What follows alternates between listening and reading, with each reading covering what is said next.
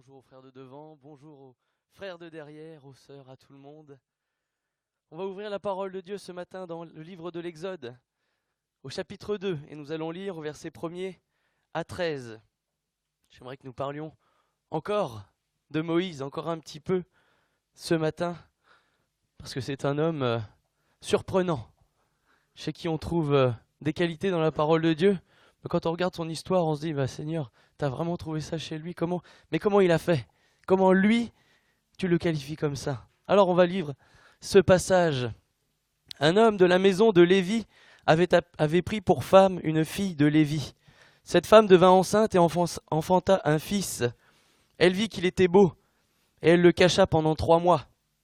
Ne pouvant plus le cacher, elle prit une caisse de jonc qu'elle enduisit de bitume et de poix. Elle y mit l'enfant et le déposa parmi les roseaux, sur le bord du fleuve. La sœur de l'enfant, qui se tint à quelque distance pour savoir ce qui lui arriverait, la fille de Pharaon descendit au fleuve pour se baigner, et ses compagnes se promenèrent le long du fleuve. Elle aperçut la caisse au milieu des roseaux, et elle envoya sa servante pour la prendre. Elle l'ouvrit et elle vit l'enfant. C'était un petit garçon qui pleurait. Elle en eut pitié, et elle dit, « C'est un enfant des Hébreux. » Alors la sœur de l'enfant dit à la fille de Pharaon, « Veux-tu que j'aille te chercher une nourrice parmi les femmes des Hébreux pour allaiter cet enfant ?» « Va, lui répondit la fille de Pharaon, et la jeune fille alla chercher la mère de l'enfant. La fille de Pharaon lui dit, « Emporte cet enfant et allaite-le-moi, je te donnerai ton salaire. » La femme prit l'enfant et l'allaita. Quand il eut grandi, elle l'amena à la fille de Pharaon, et elle fut pour elle comme un fils. Elle lui donna le nom de Moïse, car, dit-elle, « Je l'ai retiré des eaux. » En ce temps-là, Moïse, devenu grand, se rendit vers ses frères, et fut témoin de leurs pénibles travaux. Il vit un Égyptien qui frappait un Hébreu d'entre ses frères. Il regarda de côté et d'autre, et voyant qu'il n'y avait personne, il tua les Égyptiens et le cacha dans le sable. Il sortit le jour suivant, et voici 2 Hébreux se querellaient.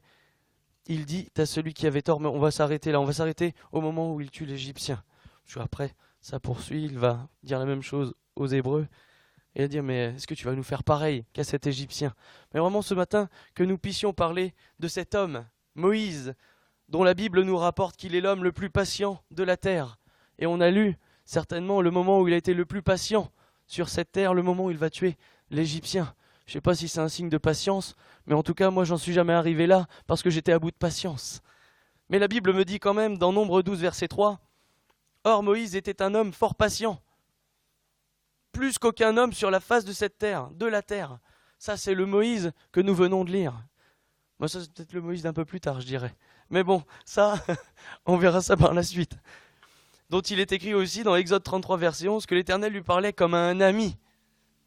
L'Éternel parlait avec Moïse face à face, comme un homme parle à son ami. Puis Moïse retournait au camp, mais son jeune serviteur Josué, fils de Nun, ne sortait pas du milieu de la tente. La présence de Dieu, Dieu parlait à Moïse comme à un ami. Et je pense que ce matin, nous voulons vivre ces choses. Nous voulons vivre les mêmes merveilles que Moïse. Dieu lui parlait comme à un ami. Et j'aimerais voir un petit peu ce que la Bible dit par rapport aux amis. Proverbe 17, verset 17. Proverbe 17, 17. Un ami aime en tout temps. Et quand survient l'adversité, il se révèle un frère. Dieu parle comme à un ami à Moïse, ici. Et quand ça devient difficile, c'est plus qu'un ami. Dieu est plus qu'un ami pour nous, ce matin. Proverbe 18, verset 24. Celui qui a beaucoup de compagnons les a pour son malheur, mais un véritable ami est plus attaché qu'un frère. Ça, c'est Dieu. On peut avoir des tonnes d'amis, si on n'a pas Jésus, il nous manque quelque chose. Il nous manque le meilleur ami sur qui on peut compter en tout temps pour n'importe quel sujet. On peut avoir un meilleur ami sur cette terre, mais à un moment donné, il aura ses limites. Là où Jésus n'a pas de limites. Il est infiniment bon et nous aime. Mais j'ai une question pour vous, mais qui n'aimerait pas que Dieu nous parle comme à un ami ce matin? Et dans nos vies personnelles aussi. Dieu me parle comme à un ami. Imaginez le Créateur de toute existence, de tout ce qui se passe dans l'univers. Vient et nous parle comme à un ami. Avoir cette proximité avec le Tout-Puissant. Qui ne voudrait pas ces choses? Moi, je veux, en tout cas. C'est pour ça que je vais m'inspirer de ce que Moïse a fait. Parce que Moïse n'est pas si différent de nous aujourd'hui. Nous connaissons et nous avons vu la semaine dernière qu'Élie était de la même nature que nous, c'est vrai. Eh ben, tous les hommes de la parole de Dieu qui sont présents dans la parole de Dieu, c'est la même chose. Donc Moïse, c'est pareil, il est de la même nature que nous. Et nous allons voir quelques années de la vie de Moïse ce matin. On va faire simplement les 80 premières années de sa vie. Amen. Alors j'ai compté, pour que je sois dans les temps, 40 minutes, il faut que je passe 30 secondes par année de Moïse. Mais je pense que je vais passer rapidement sur certains points. Parce que bien que Dieu l'ait choisi pour le servir, Moïse a dû faire quelque chose pour recevoir l'appel de Dieu. C'est pas Dieu qui est arrivé comme ça, mais on va voir que dans la parole de Dieu, c'est Moïse qui a été chercher quelque chose. C'est Moïse qui a été trouver quelque chose. Et nous allons le lire un petit peu plus tard pour recevoir cela. Et je pense que Dieu, s'il veut agir aussi au travers de nos vies, un petit peu à l'image de Moïse, faire une œuvre pour lui. Mais pour cela, ça nécessite que nous fassions un pas. Et là, tout est la problématique, tout est la question. Est-ce que je veux faire ce pas vers Dieu? Est-ce que je veux avancer vers Dieu? Ou est-ce que je veux attendre qu'il arrive, qu'il me parle, comme on peut espérer sur cette terre que les choses nous tombent d'en haut? Non, avec le Seigneur, parfois, il faut aller de l'avant, aller vers lui pour recevoir. La vie de Moïse est, je dirais, une existence compliquée, entre guillemets. De sa naissance à son adolescence, on va dire qu'il a eu une vie particulière, atypique. C'est le moins qu'on puisse dire concernant Moïse. Je me suis permis de dire que sa vie n'était pas un long fleuve tranquille. Mais bon, ça c'est une petite blague par rapport à comment a débuté sa vie, du moins à son troisième mois. Et ce depuis sa naissance donc. Car à cette époque-là, les Hébreux étaient esclaves de Pharaon. Nous qui connaissons la parole de Dieu, nous savons ces choses. Ils étaient esclaves de Pharaon en Égypte. Et comme le peuple de Dieu croissait en nombre et en vigueur, c'était un peuple fort, Pharaon va décréter de faire mourir tous les nouveau-nés garçons afin de réguler cette croissance. Afin, je dirais, de réguler. C'est terrible de se dire ça, de réguler, de gérer ces choses pour éviter que le peuple de Dieu ne soit trop grand, trop puissant. Mais les sages-femmes qui assistaient les accouchements ne vont pas écouter Pharaon. Bien sûr, ils vont braver l'interdit, ils vont braver l'autorité de Pharaon, mais au passage, elles vont recevoir les faveurs de Dieu. Elles vont être bénies dans leur vie et dans leur famille. Pharaon va ensuite demander de jeter dans le fleuve chaque nouveau-né garçon dans le fleuve. Comme ça, il n'y a pas de... Oui, ils sont vigoureux, ils restent vivants, même si on ne les assiste pas. Leur accouchement, ça se passe bien et puis on ne peut rien faire. Donc là, Pharaon va aller encore plus loin, il va dire, mais chaque garçon nouveau-né sera jeté dans le fleuve. Et là, nous en arrivons à Moïse qui va naître ici. Ses parents qui vont quand même réussir à le cacher pendant 3 mois, jusqu'au jour où ce ne sera plus possible, et nous avons lu la suite. Ici, nous avons simplement les 3 premiers mois de la vie de Moïse. C'est terrible, c'est une histoire difficile. Enfin, je ne sais pas vous, quand vous lisez cette histoire, on connaît la suite, donc c'est un peu particulier. On sait que Moïse, il va faire quelque chose de grand. Mais là, quand on voit les premières années de Moïse, c'est terrible. Là, il va être abandonné, dans un sens. Bien qu'il va retrouver sa mère, il va être abandonné. Il va être sous le joug de la fille de Pharaon, il va être adopté. Son histoire est triste, bien que joyeuse avec le Seigneur et la grâce de Dieu, mais elle est triste sur le papier. Être jeté par ses propres parents dans le Nil, avec tous les risques que ça encourt. Crocodile, peu importe, le berceau la caisse qui se retourne, etc., etc. C'est terrible. Mais vraiment, c'était sans compter la grâce de Dieu. Et toutes ces épreuves et ces difficultés que Moïse a connues ont servi pour la gloire de Dieu. Amen. Et chaque épreuve que nous traversons, chaque difficulté que nous pouvons traverser, peut être et doit être un sujet de gloire pour Dieu. Parce que si nous nous tournons vers lui, alors toute chose est différente. C'est vrai que parfois ça va dans tous les sens, on ne sait pas où on va, c'est difficile. Comptons sur le Seigneur et laissons-nous vraiment saisir par sa grâce et Dieu gérera tous nos problèmes. Ensuite, il va connaître une enfance plutôt tranquille, une enfance-adolescence plutôt tranquille, car étant adopté par la fille de Pharaon, il ne va pas connaître les mêmes difficultés que le peuple de Dieu. Ce ne sera pas un esclave tout à fait comme les autres, ce ne sera pas un hébreu comme les autres en tout cas. Lui, il va connaître la grande cour. Il ne va pas connaître l'asservissement de l'esclavage. Il va le connaître, l'amour de cette fille de Pharaon au final, parce qu'elle avait le désir de l'adopter. La Bible nous dit qu'il va recevoir une instruction, une bonne instruction. Acte 7, 22. Moïse fut instruit dans toute la sagesse des Égyptiens et il était puissant en parole et en œuvre. Il va recevoir aussi une bonne éducation. Pas comme les Hébreux qui étaient sous l'esclavage, ils avaient une petite éducation, c'était un petit peuple, c'était des esclaves. Mais Moïse va recevoir une bonne éducation. Moïse, par cette adoption royale, n'était pas n'importe qui. Il ne connaissait pas forcément la misère, il ne connaissait pas le même sort que le reste du peuple de Dieu, que le reste de son peuple.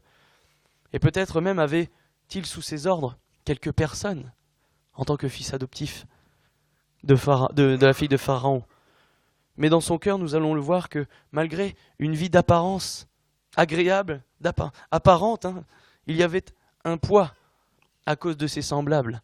Il y avait dans son cœur quelque chose qui le gênait, qui le dérangeait. Éduqué par ses parents qui dans les premiers mois, qui étaient hébreux, esclaves, ça va toujours rester dans son cœur. Et nous l'avons vu, à un moment donné, il va voir un hébreu dans la difficulté face aux Égyptiens.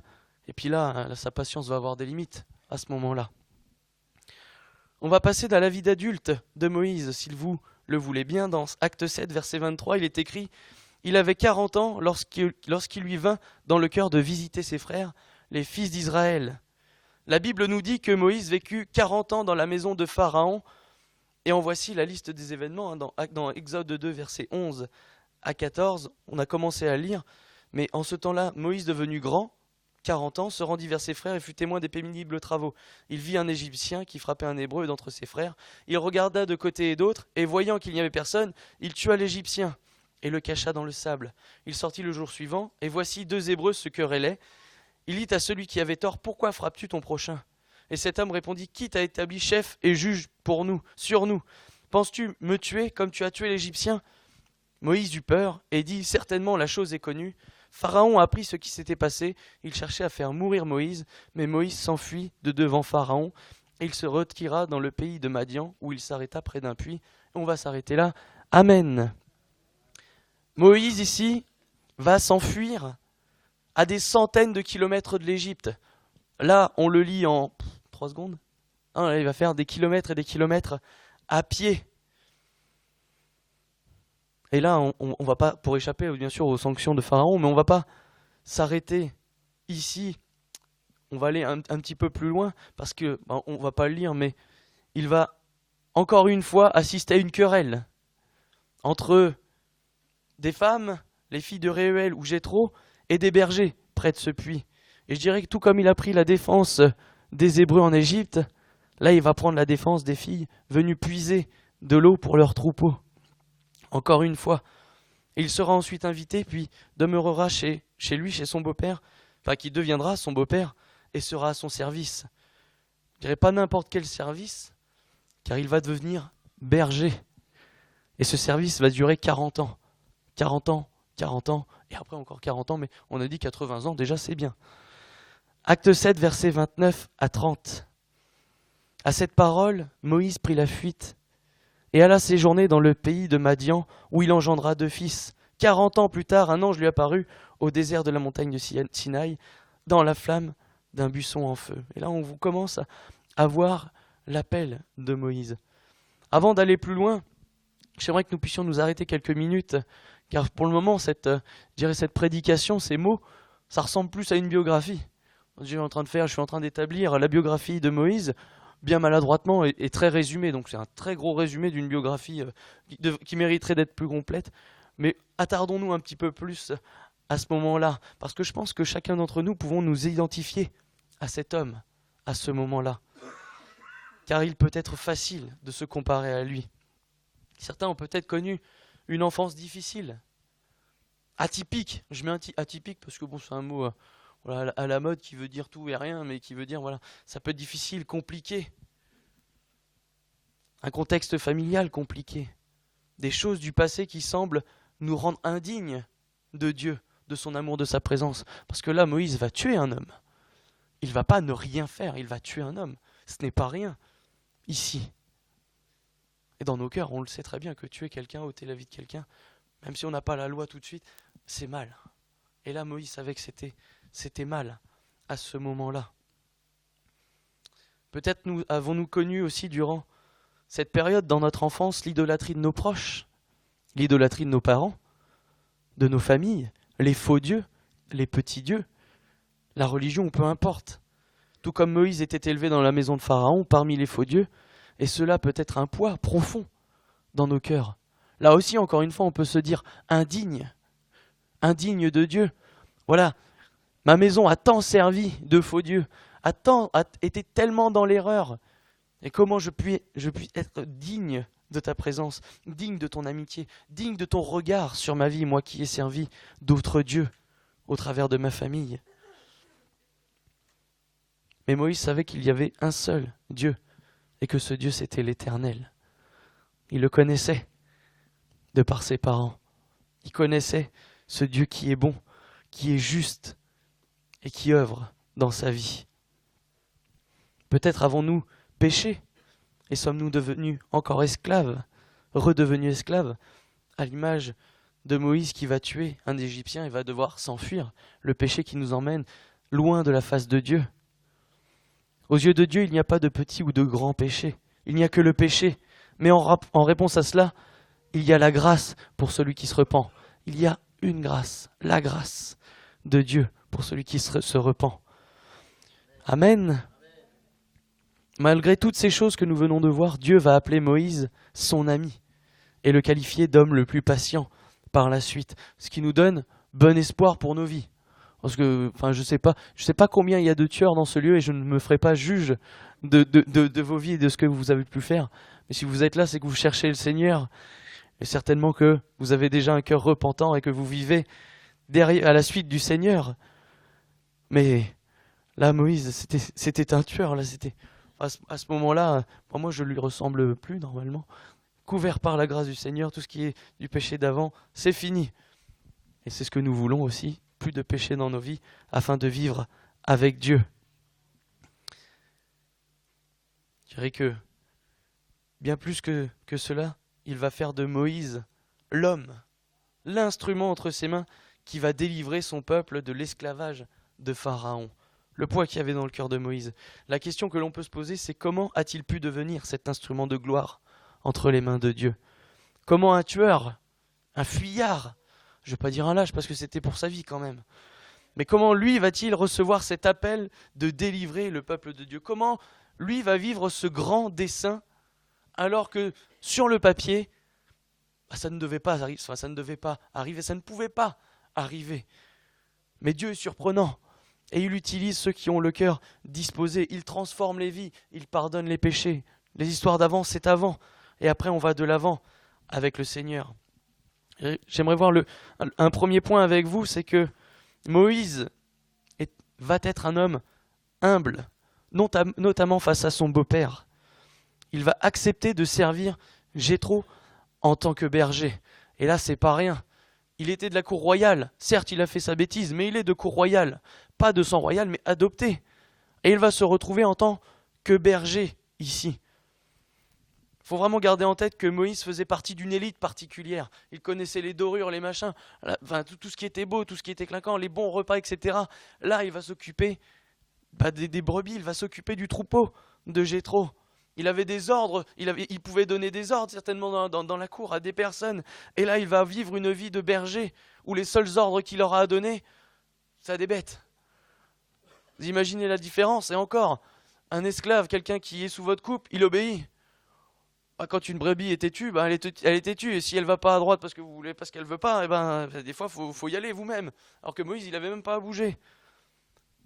Là, il va passer d'une vie sans effort à une vie, mais d'efforts terribles, parce que berger, ce n'était pas, c'était pas je sors et tout va bien se passer dans la journée. Je sors, j'accompagne, j'œuvre, je défends contre tout danger ici. Et il va recevoir des consignes aussi, parce qu'il faut qu'il apprenne le métier. Il aurait pu se dire dans son cœur, mais qu'il méritait plus que d'être un simple berger, et dire à son beau-père, bon écoute, moi j'étais en Égypte, moi j'ai tout vu, j'ai tout fait, non mais j'ai connu les dorures, j'ai connu tout ce qu'il faut, moi je veux pas dehors à risquer ma vie, ça c'est le boulot d'esclave. Non, il dit j'y vais, je m'occupe de cela, l'humilité dans son cœur pour faire ça. Se dire à un moment donné, ouais, j'écoute, j'obéis. Et il va obéir pendant 40 ans. Là encore, c'est pas une petite fourchette. 40 ans, c'est plus que moi, par exemple. Bon, regardez, il y a moins de 40 ans là-dedans. Par exemple, il n'avait aucune perspective d'évolution. Nous, on parle de promotion, etc. Mais lui était berger, et il n'y avait pas de chef berger, il n'y avait pas de responsable berger, pas de PDG berger, pas de directeur berger, pas de directeur de région. Vous mettez n'importe qui au-dessus de vous, il n'y avait personne, il y avait berger, point. C'était simplement berger. Et ça, c'était sa vie pendant 40 ans. Je répète encore, mais lui, il a connu autre chose avant et dans sa jeunesse. Vous imaginez, une fois forgé, il faut réapprendre à se former, etc., etc. Comme quoi, il n'y a pas d'âge pour apprendre avec le Seigneur. Amen. Et Dieu nous qualifie, c'est lui qui nous qualifie. Et parfois, il peut nous arriver de ressentir cela dans nos vies. Ne plus rien espérer dans nos vies.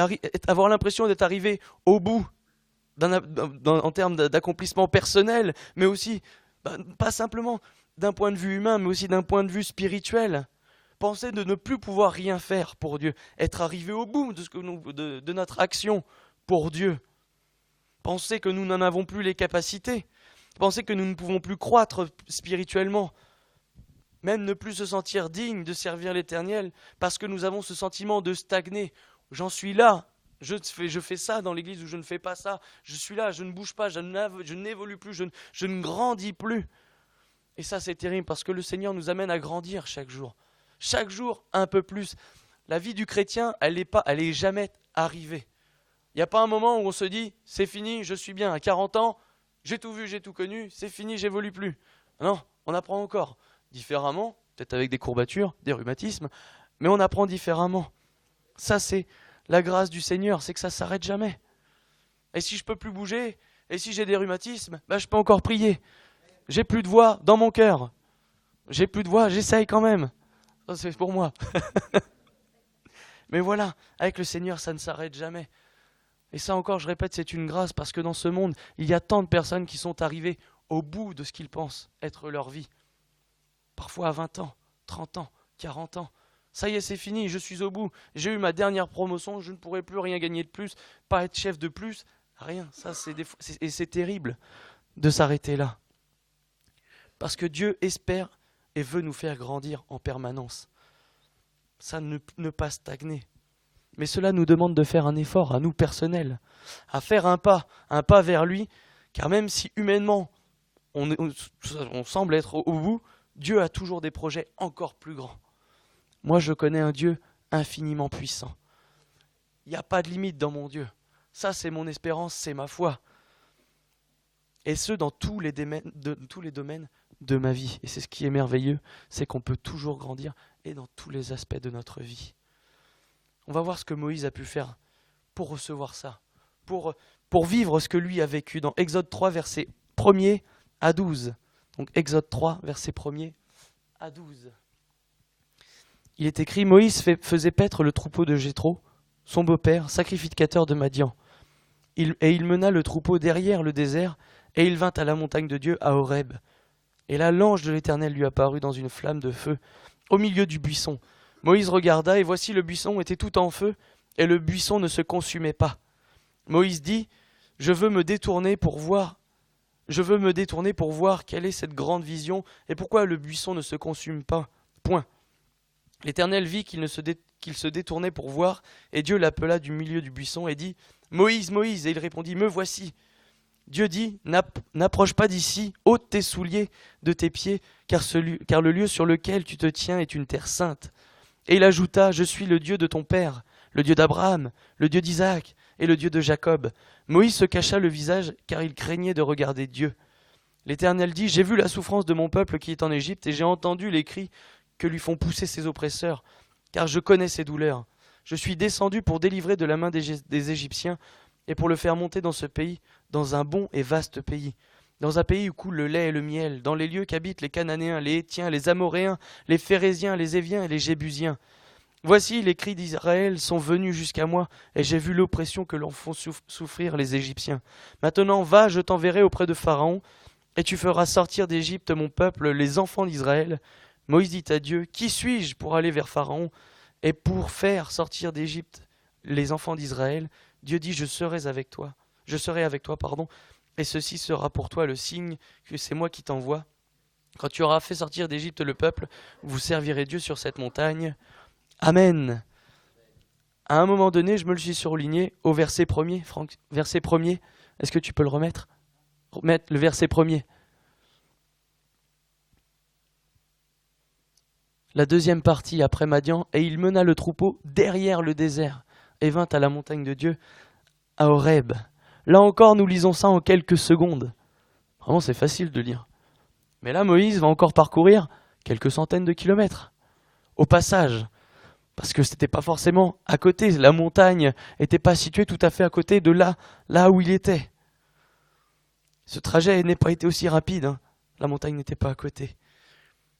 Elle se trouvait derrière le désert. Et il va faire le trajet en plus, il a une petite difficulté, parce qu'il ne va pas quitter sa tâche avec le troupeau de Jéthro.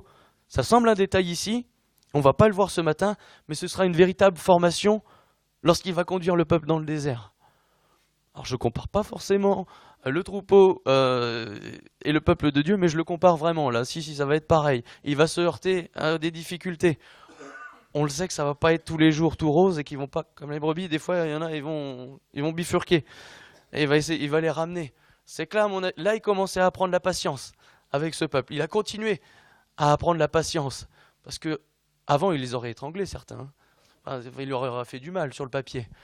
S'il voyait qu'il faisait les choses contre Dieu, s'il voyait déjà contre un frère ce qu'il était capable de faire, enfin contre un Égyptien, imaginez contre Dieu. Ça aurait pu le saisir et dire à un moment donné, non mais c'est pas possible. Puis combien de fois il va prier pour que Dieu ne fasse pas, ne rase pas tout, et puis voilà. Non, là il a appris la patience, ce n'est pas simplement un détail, mais on ne va pas le voir ce matin.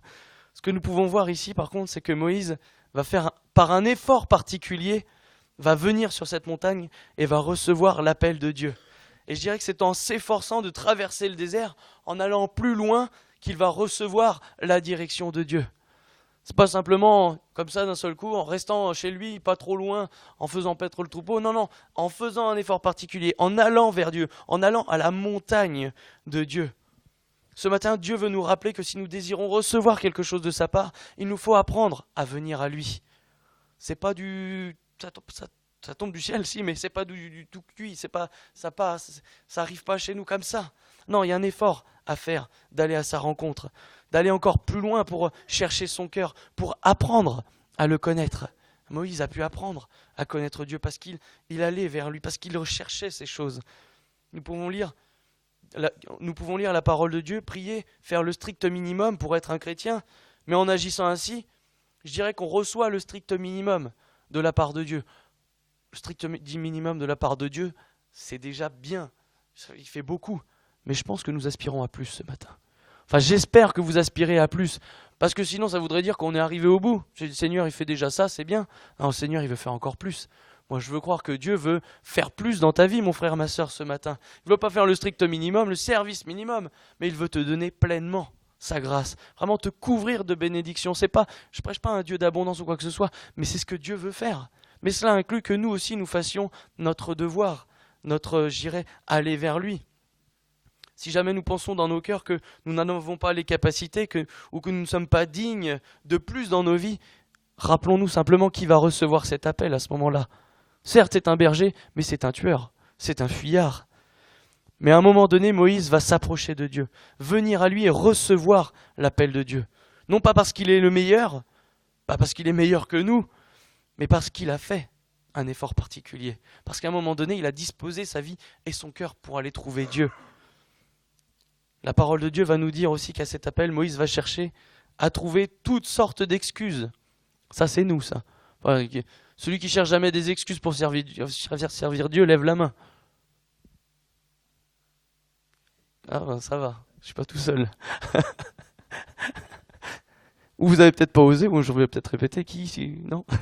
Personne. Enfin, celui qui lève la main, je suis pas sûr. Hein. En tout cas, il va se sous-estimer. Combien de fois on se sous-estime? Humainement, c'est vrai, on se sous-estime. Oh, je peux pas faire ça, je sais pas, j'ai pas la capacité, j'ai pas l'intelligence, je suis pas assez grand, je suis pas assez petit, je suis pas assez malin, enfin bref. Eh ben Moïse va faire pareil. Il va dire la même chose. Qui suis-je moi pour aller vers Pharaon et pour faire sortir d'Égypte les enfants d'Israël? Exode 3, 11. Ça Est-ce que j'ai les capacités de servir Dieu? Humainement? Non. Non, je dirais non. Humainement, on a des talents, c'est vrai, on a des capacités particulières. Ça sert à rien si on les met, ça sert à rien si ce n'est pas Dieu qui agit au travers de cela. Si c'est pas pour servir Dieu, bon, ben, on va faire une œuvre, mais c'est tout. Mais Dieu nous qualifie. C'est lui qui nous enseigne, c'est lui qui nous fait grandir à cela. Alors si on cherche cette excuse-là, mais bon, ah non, mais qui suis-je moi pour faire quoi que ce soit? Ben, laisse Dieu faire agir dans ta vie, te transformer, te qualifier, et tu feras une œuvre grande pour le Seigneur. Il va s'arrêter ensuite sur ce qu'on veut penser les autres de lui, de son appel. Ils ne me croiront point, ils n'écouteront point ma voix, et ils diront, l'Éternel ne t'est point apparu. Et ouais, le qu'en dira-t-on? Ça c'est Exode 4, verset 1er. Qu'en dira-t-on? Qu'est-ce qu'on va dire de ma vie? Si un jour je dis, mais le Seigneur a mis ça sur mon cœur, les autres vont regarder à ce que moi j'étais avant, à ce que je faisais, à mon péché, à tout ce qui a pu se dérouler dans ma vie. C'est vrai, je ne suis pas parfait. Je ne serai jamais parfait sur cette terre. Je tends à vouloir l'être, mais je ne le suis pas. Et si je me lève pour Dieu, si je dis, mais à un moment donné, je veux sortir dehors pour évangéliser ou quoi que ce soit, même distribuer des prospectus, faire le ménage ou quoi que ce soit, n'importe quel service, le qu'en dira-t-on? Ah, pourquoi moi? Enfin, que vont penser les autres de moi si je fais ça? Le Seigneur, qu'en dira-t-on? Il s'en fiche. Hein. Tu veux me servir? C'est entre toi et moi. C'est tout. Et le regard des autres, à la limite, tu vas les interpeller et ils vont se demander, mais pourquoi lui? Mais pourquoi? Qu'est-ce qu'il va faire? Un peu comme on fait ce matin avec Moïse. Pourquoi lui, il va recevoir? Parce qu'il a été disposé, il a dit oui. Il dit me voici. Alors si on sent quelque chose dans nos cœurs, pouvoir dire me voici aussi. Il cherchera en lui des gros défauts pour ne pas répondre à l'appel. Ah Seigneur, je ne suis pas un homme qui ait la parole facile, et ce n'est ni d'hier ni d'avant-hier. En plus, il explique à Dieu ce qu'était sa vie, au cas où que Dieu ne sache pas. Ni même depuis que tu parles à ton serviteur, car j'ai la bouche et la langue embarrassées. Ah ouais, j'ai des défauts. Ouais, je suis comme ça, je ne peux pas parler aux autres. Seigneur, tu me demandes de prêcher au monde, tu me demandes de parler de toi au monde, mais je ne sais même pas prier, faire des belles prières. Mais Dieu, il n'entend pas les beaux mots, il entend les cœurs. Et c'est pas nous qui parlons aux autres, c'est le Saint-Esprit qui parle aux autres, c'est le Saint-Esprit qui agit. Et où se passe là? C'est quand on est renouvelé dans le Saint-Esprit, c'est quand on vient chercher la communion avec Dieu qu'on obtient ces choses. Et ça, encore, c'est parce qu'on va chercher dans la présence de Dieu que l'on obtient ces choses. On peut avoir des gros défauts qui seront des qualités pour le Seigneur, faut le savoir. Amen. Parce que quelqu'un qui est très têtu peut être un bon témoignage à celui qui est juste têtu. Voilà. Et je regarde personne. Je ne veux pas avoir de problèmes familiaux. Il va même demander à Dieu d'envoyer n'importe qui tant que ce n'est pas lui. Ah Seigneur, envoie qui tu voudras. Ah oui, c'est vrai Seigneur. Oh, je viens de voir, mais tu me demandes un truc. Oh non, mais envoie n'importe qui. N'importe qui, c'est sûr, c'est mieux que moi. Et je pourrais vous dire ce matin, n'importe qui, c'est mieux que moi. De toute façon, pareil, je suis un peu comme Moïse. Moi, j'ai la langue embarrassée. Des fois, les mots sortent pas. Ils sortent pas comme il faut. J'ai pas la bonne conjugaison. Mais le cœur disposé, c'est tout ce qu'il faut chercher. C'est ça. Envoie qui tu voudras. Le Seigneur, Dieu, il va dire, ouais, ok, j'envoie qui je veux. Il y aura Aaron. Mais c'est toi que j'ai choisi. Peu importe ce que tu vas penser, c'est toi qui as été choisi. C'est le buisson ardent. C'est moi qui t'ai appelé. Qu'est-ce qui se passe? C'est toi.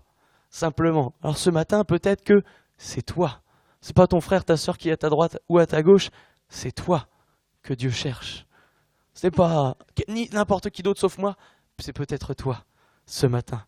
Et trop souvent, nous agissons de la même manière. Nous sommes animés des mêmes sentiments que Moïse, mais nous nous trompons. Nous nous fourvoyons. Ce que l'on peut voir dans la parole de Dieu, c'est que Dieu donnera toujours les capacités et les solutions à Moïse. Et il fera pareil pour nous. Bien évidemment, nous ne sommes pas tous appelés à servir Dieu en tant que pasteurs. Ce matin, je ne fais pas un appel à 200 personnes à devenir pasteurs ou anciens. Mais Dieu nous appelle tous à faire plus, à faire une œuvre pour lui. Être présent dans les grandes, mais aussi dans les petites choses. Servir Dieu, c'est un vaste champ de mission. Ça ne s'arrête pas simplement à la prédication, au chant à la louange. Il y a la prière, il y a l'évangélisation, il y a le ménage. Et là, pour le coup, c'est un bon début. Là, je pense que chacun a la possibilité, sauf, je dirais, cas exceptionnel, d'ancienneté, etc., etc. Mais nous avons tous les capacités à prendre un balai, à prendre un aspirateur. On fait tous les poussières chez nous, à peu près. Moi, je passe l'aspirateur. Mais on sait tous le faire. Et ça, c'est un service pour Dieu. C'est une petite chose, on a l'impression, presque à la limite du méprisable. On se dit, mais le ménage, mais non, ça, c'est pour les autres. Non, c'est peut-être pour moi aussi. Ça, c'est un service pour Dieu. Et si on commence comme ça, Dieu nous confie des choses plus grandes par la suite. Et on grandit comme ça. Et Dieu nous qualifie. Et il nous fait du bien. Imaginez commencer par le ménage. Et puis après, grandir petit à petit. J'ai commencé par le ménage. Et je bénis Dieu de pouvoir encore le faire. Parce que c'est une grâce de pouvoir être debout et servir Dieu dans les petites comme dans les grandes choses. Et Dieu me qualifie parce que je suis un homme de ménage très mauvais. Mais dans la maison de Dieu, j'ai le cœur à l'ouvrage et j'y vais avec le cœur. Je dis Seigneur, c'est pour toi. Seigneur, c'est pour toi. Et c'est plus grand que chez moi ici. Hein. Je tiens à le souligner. Mais voilà, c'est ça. Mais ça, c'est une petite chose. Un petit service et Dieu nous en confie ensuite des plus grands. Les besoins sont tellement grands dans l'Église. Conduire la navette pour aller chercher ceux qui ne peuvent pas se déplacer parce qu'ils sont trop loin. Ah, il faut venir plutôt à 9h. Ouais, mais en faisant ça, il y a peut-être 8, 16, 24 personnes qui vont venir au culte pour louer Dieu.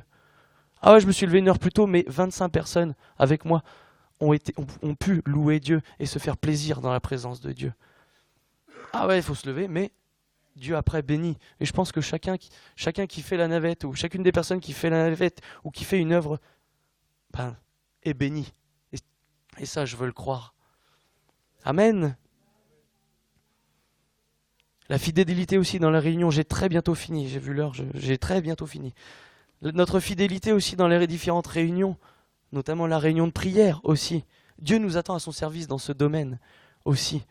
Là aussi, on pourrait se dire, c'est pour les autres. Non, c'est pour tous les chrétiens disponibles, prêts à batailler pour Dieu. Il peut y avoir l'éloignement, toutes ces choses, c'est vrai. Mais ceux qui en ont la possibilité, qu'on puisse venir dans ce lieu. Parce que ce serait un début de service pour l'Éternel. Prier, je pense qu'on le fait tous.